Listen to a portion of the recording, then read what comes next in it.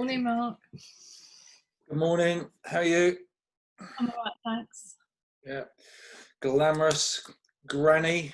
Oh I'm not a granny, I'm a nanny. yeah, sorry, yeah. I do not like the word granny.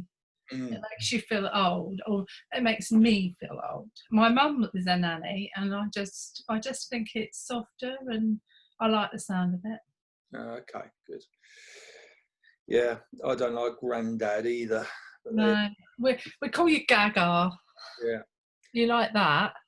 Yeah. It's quite. Luna, our youngest granddaughter, I should explain, used to call him Gaga. She now actually says Grandad, but I said, can you call him Gaga? She goes, yes.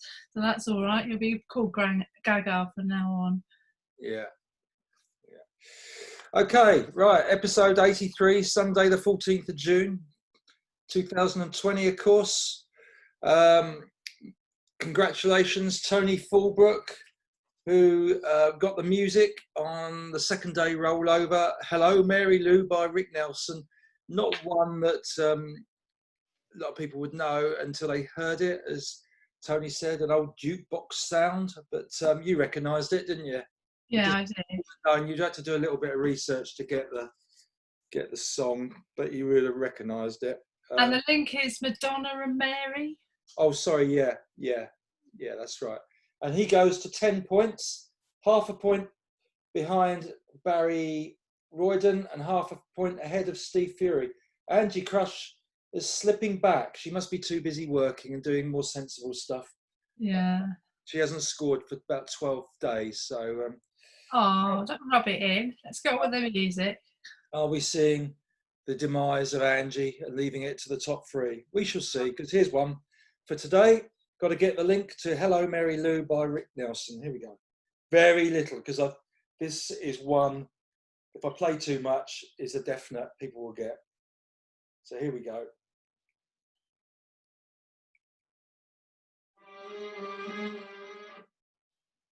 Do you hear that?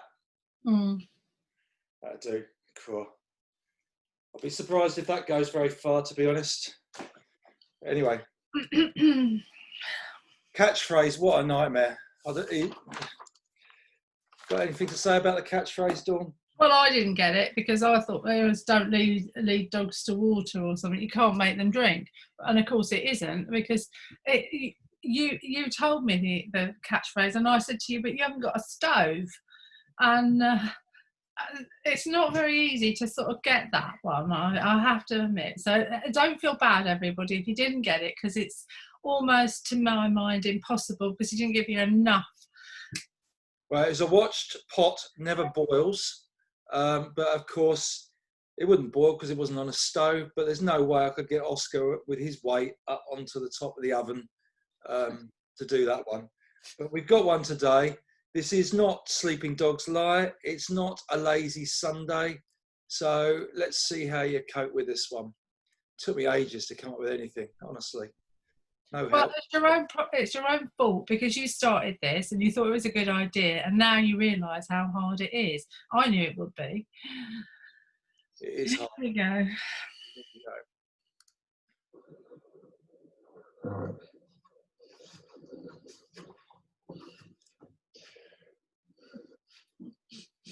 It's not Let Sleeping Dogs Lie, is it, Oscar? Oh, lazy Sunday.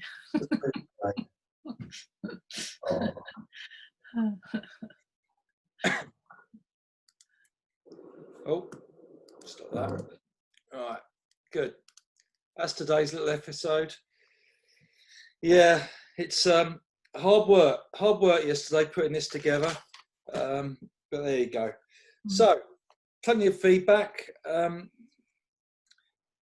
I was talking about what make you go wow, punch the air, excitement. Can I just say one thing? Out of all the viewers, it seems to be men seem to celebrate more than women do. So maybe we're just a little bit calmer. Yeah, true.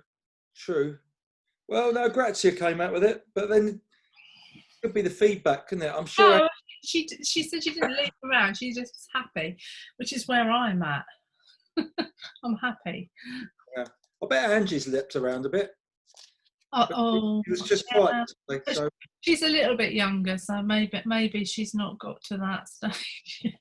I mean, Graham got very excited. It was quite nice when I thought he was quite a cool customer, Graham Saker. He got quite excited when Tunbridge won the first national cross country title. I think everybody did. That was quite thrilling because I mean to win it by 4 points and not really know that you've won it, you're sort of wandering around. Have we won it? Haven't we? Sort of thing. And then when they announced it, everyone sort of like leapt and jumped for joy. So that was good. He did. I mentioned Ben Johnson, the drugs cheat, and Graham recommended The Dirtiest Race, which is a good read, and it is. I've read it myself about the final, where so many of them were tarnished with drugs issues. Quite interesting one. Judy Googe popped up. Not so proud of her. Mortified by her parents stripping off. Well done, Dave and Pat. Yesterday to show off their tattoos. It was a little bit of fun. That was. Yeah. Sacrifice for the cause. That's the main thing. Yeah. Hubert Bunce from Canada.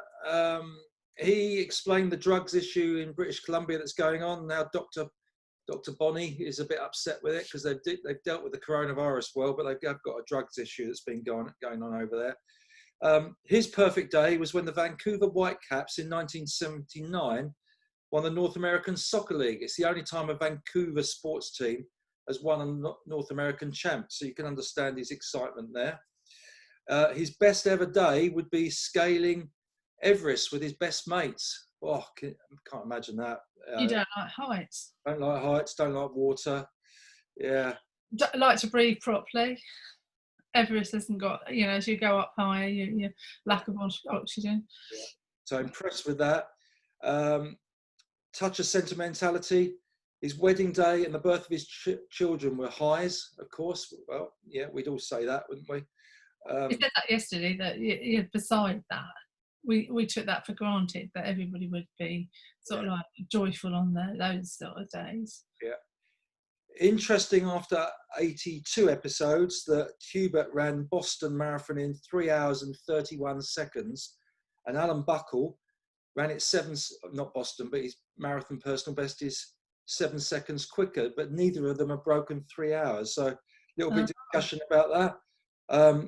Boston is very hilly, but you can end up with the wind behind you on a lucky day. So don't know what the conditions were like that day, but close encounters. I remember got a friend who ran 2 minutes 0.0 and 2 minutes 0.1 in the heat and final at the Kent 800 metres championships once when he was about 18. He never did run under 2 minutes. So I wonder if anyone else has got close calls to significant barriers like that. I won't ask you whether you have. Grazia, World Cup 1982. Who won that, Dawn? Italy. Yeah, she was 12. Again, another person whose biggest moments seem to be personal bests on the running front. Grazia, loads of them. Lots of happy moments doing that.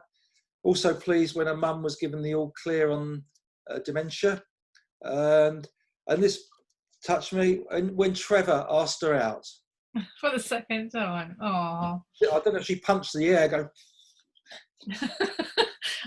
No, that's a man's reaction. We just politely say, oh yes, that'd be nice. Antissimo, or whatever Grazia would say. Goodness. Alan Buckle's midlife crisis. You chipped in on that. He bought a red motorbike when he was 40. What do you think of that, Dawn? Not a good idea. No, motorbikes are another thing that worry me. I worry about I have to say, I know of so many incidences where people have gone out, bought a motorbike at that sort of age, and they're not around anymore. And I understand it, and I suppose it's a cheaper version than a Ferrari, but save up and buy a Ferrari. They're a little bit safer. Yeah, absolutely. Got to save up for a long time. Did he answer my question? Has he still got it? No, he got rid of it soon after, he said. Oh, I didn't get to that point. I mean, I didn't catch up with that. But that's okay, because my worry was that he was still in it, you see. He was No, still having his midlife crisis because he's still got his motorbike. no, it didn't last long. He got it, and got rid of it. And Scott, another one, punched the air when his first child arrived. Sweet. I think most people do when their children arrive. A few tears, I think, you know. But, Yeah, but there's an immediate connection, isn't there? It's something extremely precious. So yeah, I understand that. yeah.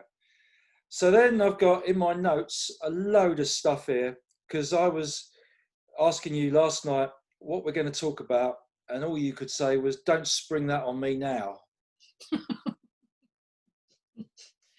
Well, I've worked all blooming day and I just want to relax. I've been shoveling dirt around the garden, etc. That's not topsoil, mushroom compost, etc., etc. So I'm tired by that point. I don't want to think, thanks. I didn't get into this. You decided to do this. So you take responsible, Mr. Production. Yeah. So you've got a choice, right?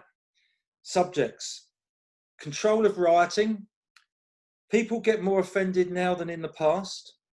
The internet age, is it good or bad?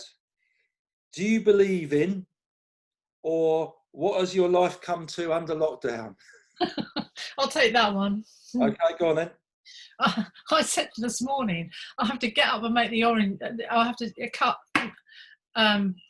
not peel, but I slice off the peel of the orange juice, and then put them through my juicer machine, and then I make granola bars, and then I make bread. And my life has come to gardening and cooking and going out shopping, and those are the three things that I do.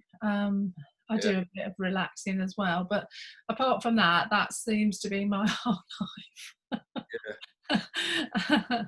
I just get, I suppose as you go along on lockdown, you're thinking, am I going to be able to sort of like add some sort of other things into this mix? I do go out a lot more than I used to, walking, and I've been to the shops about 3 or 4 times this week, whereas normally I just go once. But that's mainly because I've split people's shopping up, and so I went shopping for your mums, I went shopping for us on a different evening. I've swapped from mornings to evenings because of the crowds, really, and people aren't observing the 2-metre rules in the supermarkets, and I don't want to get that close yet. No, it's yeah, you triggered that thought. What's life come to under lockdown? I mean, this has taken over a bit in the evenings, thinking and noting and researching and filming. I've got back to a bit to do with the athletic club, of course, with a few meetings and discussions about training and. It's not meet. Well, when you say meetings, you mean Zoom meetings, as opposed to actually meeting people face to face. And so you should clarify that, because people will say, "Oh, he's having a meeting," and before you know it, you've got a riot on your hands. But as you brought the subject up, this is my nightmare going on, which it's another thing. Did you ever bite off anything more than you can chew? Well, I think you do. If you're challenging yourself, I think you constantly do that sometimes. And this is mine. Hold on a second. I'll show you mine. You have a think while I'm showing you. I don't need to think. You want a subject that I've bitten off more than I can chew? Yeah, hang on. I'm going to show you this. Where is it?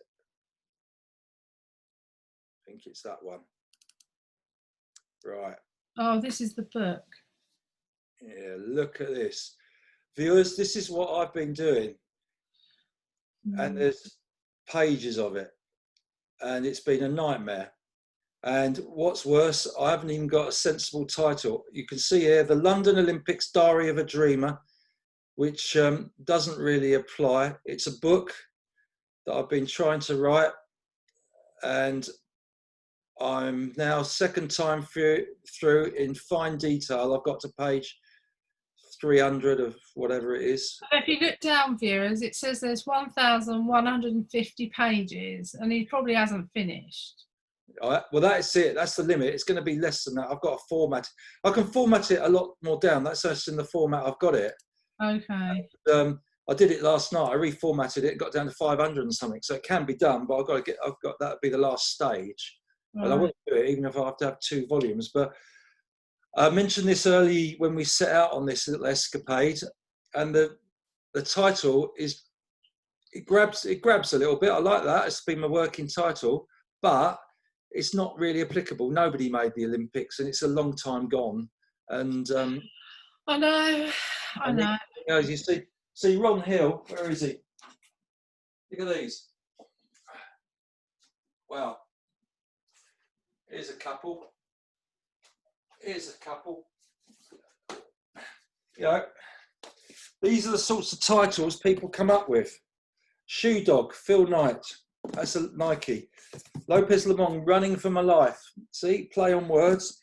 Zatopek, The Rise and Fall of Zatopek. Today We Die a Little. These are the sorts of things I need. It needs to be relevant to the story, but eye-catching and grab everyone. I will. A very Or nice. you could just call it Coach Hookway's team. Oh, God's sake. It's a nightmare. Has anyone bitten off more than they can chew? Dawn, have you ever bitten off more than you can chew? Yeah, well, being married to you is Brian. You mean bloody mad. No. Oh, because this is. I have never done something like wanting to write a book. I mean, this is like you have this habit of like you have volumes and volumes behind you of every single career article that you've ever written and pictures of people, so that you've got some sort of history of the club. And I must admit, I admire you on that, because at some stage when people look back, you've got like the most important things that happened when you were coaching Tunbridge AC is recorded, and someone will appreciate that. And maybe one day when they should be sort of like in the pavilion, but locked up, because you don't really want people pulling them out, taking things out, etc. It's a nice way of looking at it, a history of what the club used to be like, as people from the future look back, etc., and see what happened and see why it was so successful, because everybody wants to know why some era is successful. It's a bit like football, isn't it? You have the ups and downs. I mean, take Liverpool for instance, very briefly. I mean, when I was a teenager, Liverpool won everything, and then suddenly they didn't win everything, and now they're sort of like coming back to the fore again, etc. And I do think it's about personalities and people who lead and values as well. So there's all these things.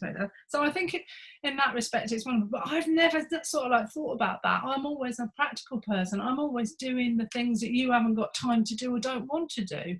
So in a sense, it is being married to you that is my bane. Good. Well done. Congratulations on that. You've done very well, I must admit, and you still seem to want to keep going, which is brilliant. Do you have any choice? I see you've signed a legal paper. I don't think you can get out. It's a bit messy to get out, darling. I'm not thinking about a divorce or anything like that, folks. It's just the fact that he asked me if I have anything sort of challenging in my life, and that probably is it. Yeah. So there you go, viewers. What has your life come to under lockdown that you didn't expect, perhaps? Not the stuff we've heard already, but anything unusual. And have you ever bitten off anything more than you can chew? Not too rude, please. Okay, good. See you tomorrow. Lovely. See you tomorrow, Dawn. Thank you very much. Bye.